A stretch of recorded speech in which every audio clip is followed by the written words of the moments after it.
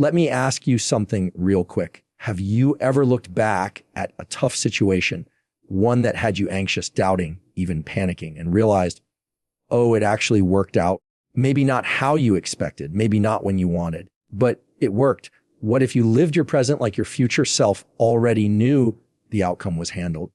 Let's talk about that mindset. Let's talk about acting as if everything always works out for you, because maybe, just maybe, it does. You ever notice how your body reacts before your brain even catches up? Like you get an email that says, we need to talk, and suddenly your heart's racing, your chest gets tight, and your mind goes 100 miles an hour through every possible worst case scenario. But the email could have been about a promotion or nothing at all. Still, your nervous system, it went straight into survival mode. Why? Because it follows your lead. See, the body doesn't ask for proof.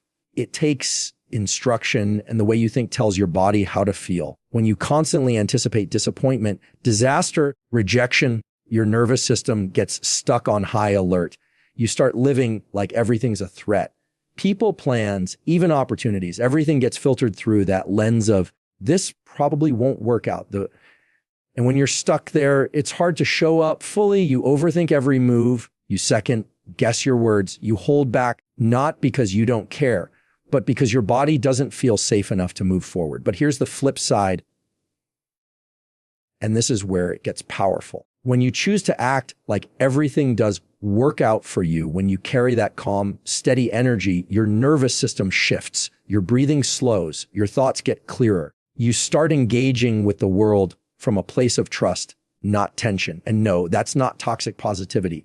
This isn't about pretending nothing bad ever happens. It's about training your body not to panic at the first sign of uncertainty. Let me give you a real world example. You're walking into a job interview and your mind is full of, what if I mess up? What if I'm not good enough? You walk in tight, anxious, rehearsed. That energy, it fills the room. People pick up on it before you even speak.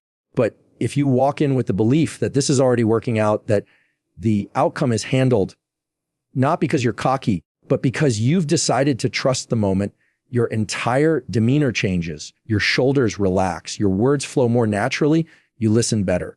You connect because your body isn't fighting for safety. It already feels it. And here's what most people miss acting as if isn't about faking it. It's about choosing the energy you want to live in before the evidence shows up. It's leadership. And not just out there, but in here. Your nervous system doesn't need certainty to feel safe. It needs clarity. It needs you to step in and say, we've got this. Even if we don't know how yet, that's how you regulate yourself. That's how you stay grounded when things don't go as planned. And the more you practice it, even in small ways, the more your system learns, hey, maybe we don't need to freak out every time something shifts. This is the kind of internal leadership that changes everything. You start trusting your timing. You stop needing control over every variable. You show up in rooms with presence, not pressure. And the wild part is people feel that shift in you.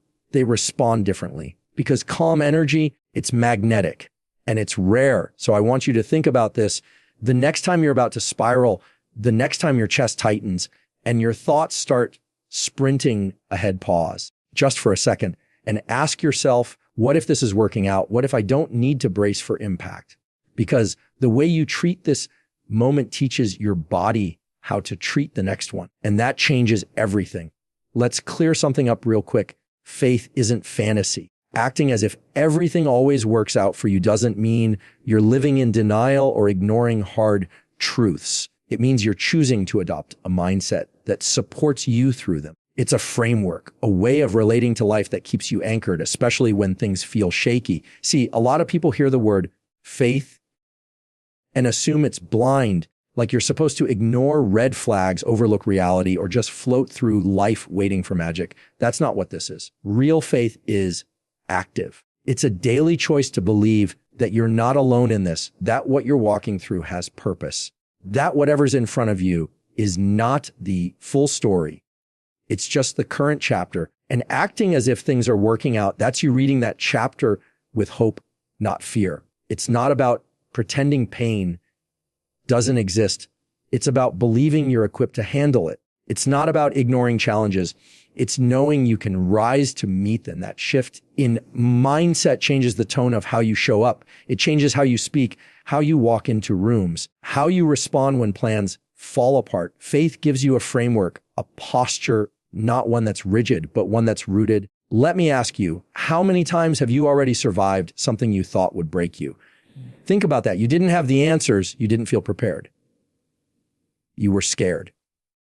And yet, here you are, still standing, maybe even stronger. That's not fantasy. That's evidence. That's your track record. And yet, every time something new shows up, we forget that. We treat it like the first storm we've ever seen. But what if you didn't? What if you actually gave yourself credit for all the storms you've already walked through? What if you use that as proof that life might just have a way of realigning, even when you can't see how?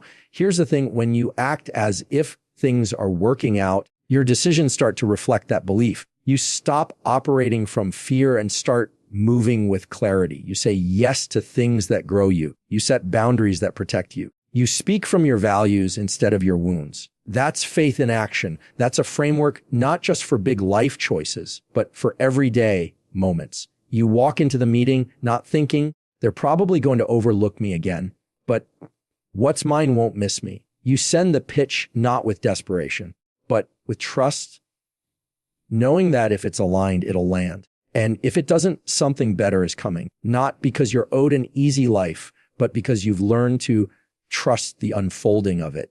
And yes, sometimes you'll still get hit. Life still throws curveballs. Faith doesn't protect you from every impact, but it does help you absorb it differently. You don't spiral the same way. You don't collapse under it because you've already decided, even this will be used. Even this has something to teach me. Even this in some strange way is working for me, not just against me. And that mindset, it's not always loud. Sometimes it's quiet. Sometimes it's just a whisper to yourself when no one else can hear, I'm still in this. I'm not quitting on me. And that's enough. That's where the framework holds you. You don't need to know every step. You just need to walk like the ground will meet your feet. And it does. Over and over again, it does. You ever notice how life doesn't wait for you to feel ready?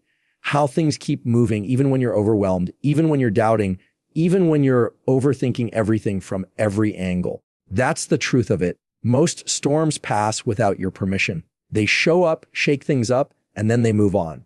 And whether you were calm or panicked, grounded or spiraling, the storm still came and the storm still went. Now, that realization right there, that's where peace starts to grow because it means that your panic doesn't control the outcome. It means your stress, your anxiety, your what ifs, they don't actually speed anything up or prevent anything from happening. Most of the time, they just make the waiting harder. And that's what we do, right? We brace, we tense up, we hold our breath as if that somehow protects us from what's next.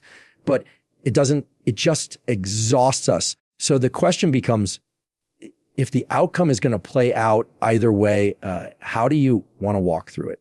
Because that's the part you do get to choose. That's your power. And most of us don't realize we even have it. We think the situation has to change for us to feel peace. But really, peace comes from deciding how you'll move through the situation, not from knowing how it'll all end. Think about the last time you stayed up all night worrying. Maybe it was about a conversation you were dreading, or a bill you weren't sure how to pay, or a decision you didn't feel ready to make. You ran through every scenario in your head. Maybe you cried. Maybe you isolated. Maybe you tried to control everything around you. And then eventually the conversation happened. The bill got handled. The decision was made. And you look back and realize it, maybe not how you thought, maybe not perfectly, but it moved. And here's the wild part. You didn't need to suffer in all that silence leading up to it. You didn't need to grip so tightly. You didn't need to let the storm inside you be worse than the storm outside, because the storm was always going to pass. The question is, how did it find you when it came? That's why acting as if everything always works out isn't some delusional strategy. It's not about ignoring reality. It's about meeting reality with steadiness. You're saying to yourself, I trust that even if I don't have all the answers, I know how to stay calm while I figure it out. That kind of calm isn't weak. It's one of the strongest things you can practice. And it is a practice. Because let's be real, your first instinct might still be panic. That's human. Your body's trying to protect you. But the more you teach yourself to pause, to breathe, to zoom out and say, wait, how many times has this worked out before? The more you realize, oh, I've been here before and it passed. And so will this. Life doesn't need your panic. It just needs your presence. It needs you to stay open, to keep showing up, to stay available for solutions instead of frozen in fear. And when you carry that energy, that calm, quiet trust, people feel it. You walk into rooms differently. You lead conversations differently. You carry disappointment differently because you're not living in reaction. You're rooted. So when the next storm starts forming, and it will remind yourself, I've seen weather like this before. I've walked through rain. I've been stretched. I've been tested, and I'm still here. Not because I panicked, but because eventually I paused and I remembered that storms move, time moves, and I get to move with it, not against it. How you carry yourself through uncertainty tells the world who you believe you are before the outcome does. We get this idea sometimes that confidence is something you wait for. Like it's a feeling that just shows up one day when you've got enough experience, enough approval, enough proof. So we wait, we hold back, we play small and tell ourselves, once I feel more confident, then I'll speak up. Then I'll take the chance. Then I'll finally go for it. But here's the truth most people never tell you. Confidence isn't a feeling you wait on. It's a decision you make. You don't magically feel confident and then act bold. It actually works the other way around. You act bold and then your confidence starts to grow. It follows your decision, not the other way around. Because confidence is a behavior, not an emotion. And once you get that, it shifts the whole way you move through life. Think about someone you've seen walk into a room with quiet confidence.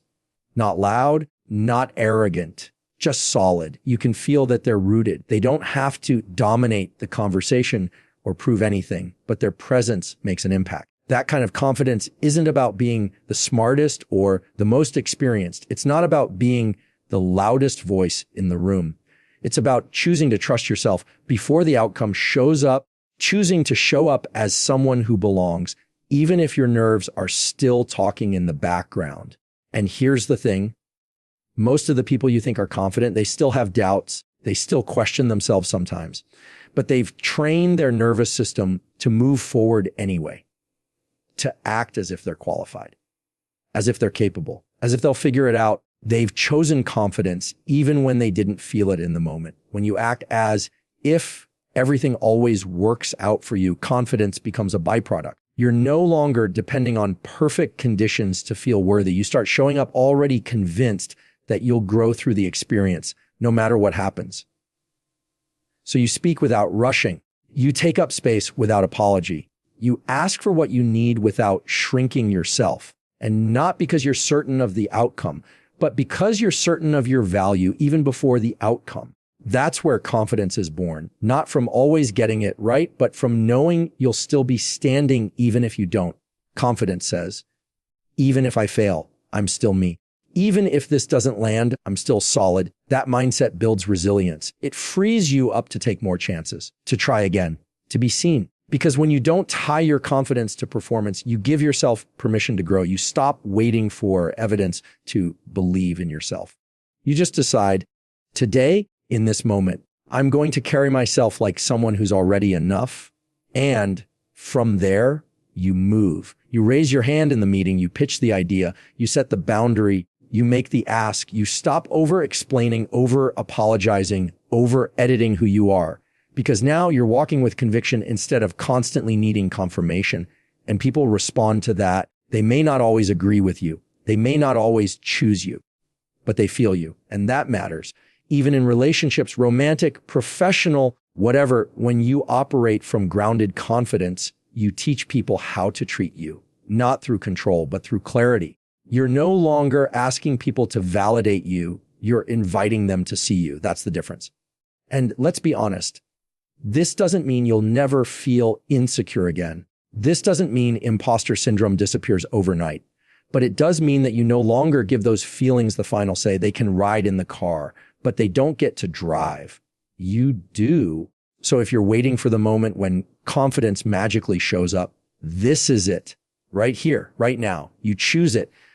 You act like you're ready, even if your voice shakes. You stand up like you belong, even if your knees are knocking, because confidence isn't about being fearless.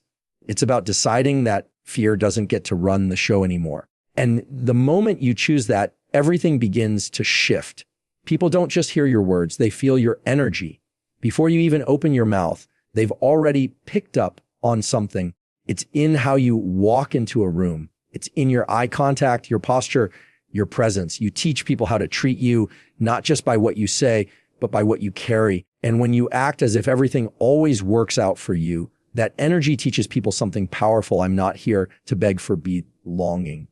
I already belong. That doesn't mean you walk around with a chip on your shoulder or some fake sense of superiority. It means you're grounded. You're not performing. You're not auditioning for worth. You're not adjusting your tone to make other people comfortable with your presence. You're just settled.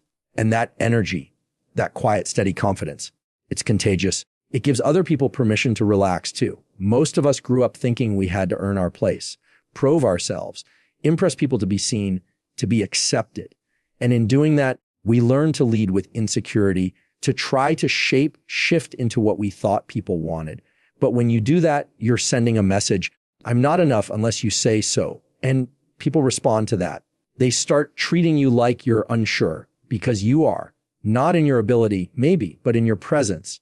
And when your energy is shaky, you invite shaky treatment. But when you shift, when you walk into a room like life is on your side, like you're aligned, like what's meant for you is already in motion, something changes, your energy leads. People start responding to how you see yourself. And this isn't about ego, it's about alignment. You're not demanding attention, you're embodying value. You ever notice how some people barely say a word, but their presence fills a space? That's not volume. That's not charisma in the traditional sense. That's energy. That's someone who has decided, I'm enough before you even approve of me. And that tone reaches people without needing to force anything.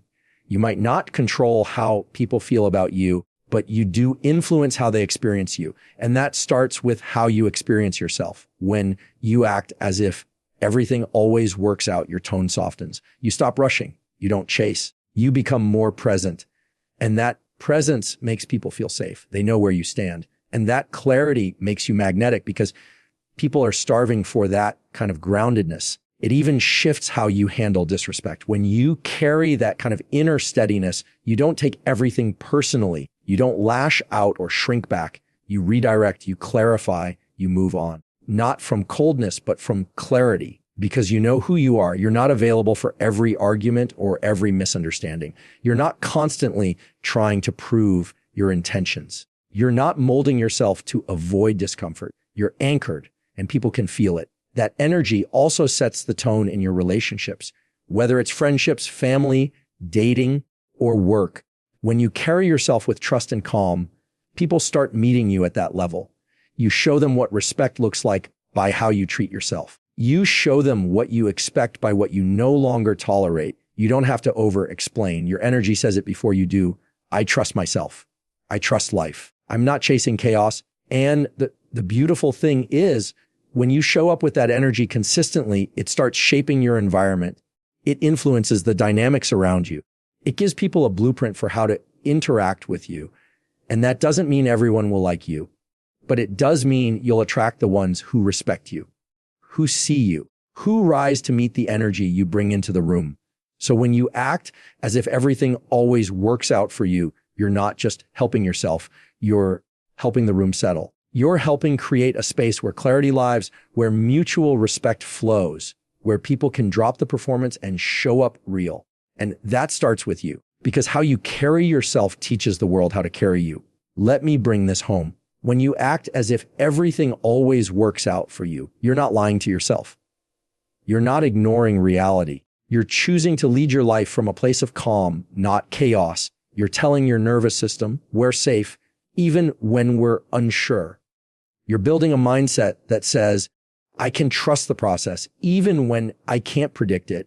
You're deciding to walk with confidence, not because you have every answer, but because you believe you'll figure it out as you go. And the world responds to that. Opportunities open, people shift, conversations change. But more than that, you change, you stop bracing for impact and start moving with intention. You stop performing and start showing up as the version of you who already believes they belong in the room. This isn't about pretending life's perfect. It's about knowing you're built for it, even when it's not. So act as if it always works out for you and watch how often it actually does.